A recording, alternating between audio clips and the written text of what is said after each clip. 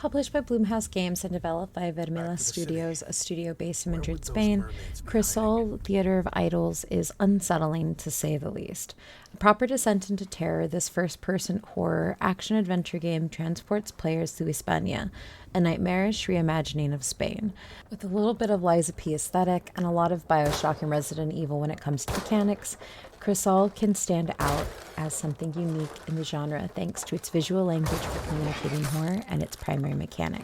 In Crisol, Theater of Idols, you play as Gabriel, a soldier with a unique and deadly ability to wield his own blood as a weapon. Your journey is driven by a divine mission from the sun god, pushing you deeper into this twisted world's horror. During our Summer Game Fest Playdays demo, we got the chance to venture into Hispania, and it was terrifying. While the demo lasted only 30 minutes, and I think we only saw about 7 enemies in total, don't quote me on that, the sound design, environments, and creature design did everything they could to make you tense. At some points, Crisol Theater of Idols doesn't feel scary. Then, it all shifts as you hear and then see a giant creature that the developer calls Dolores, and they begin to chase you. The demo itself was extremely simple. Enter the world, learn how to manage your ammo, which is tied to your blood, and which in turn takes chunks of your health from you as you reload, and follow the environmental clues to find their mermaids as you go through the streets. Whether they're real mermaids or not, you don't entirely know, and honestly, I didn't really care. I just wanted to get away from Dolores.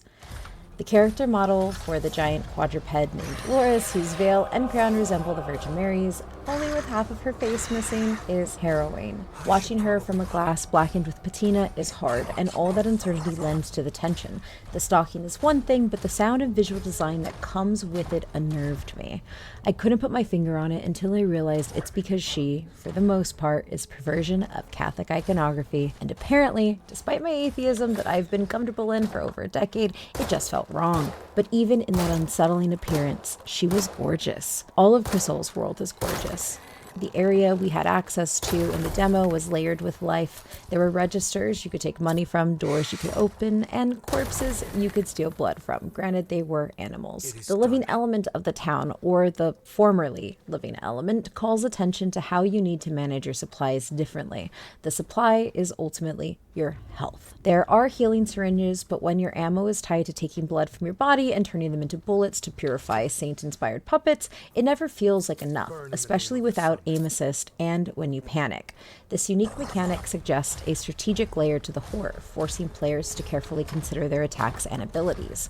The horror in Crisol is also deeply rooted in Spanish Catholic imagery, if you didn't get that by now, as well as the unsettling nature of puppetry. While some players may not immediately recognize the wooden dolls shuffling towards you as saintly iconography, those of us who've nailed milagros into wood-carved saints can. The specificity of pulling together the holy and the profane is expertly executed. While threats will stalk you, the game emphasizes the importance of managing your blood as a resource for combat and for survival. Crisol, Theater of Idols offers a distinct blend of action and psychological horror. The game's unique combat system and culturally inspired frights make it an immediate title to wishlist. Crisol boldly wears its inspirations on its sleeves, and the player is better for it.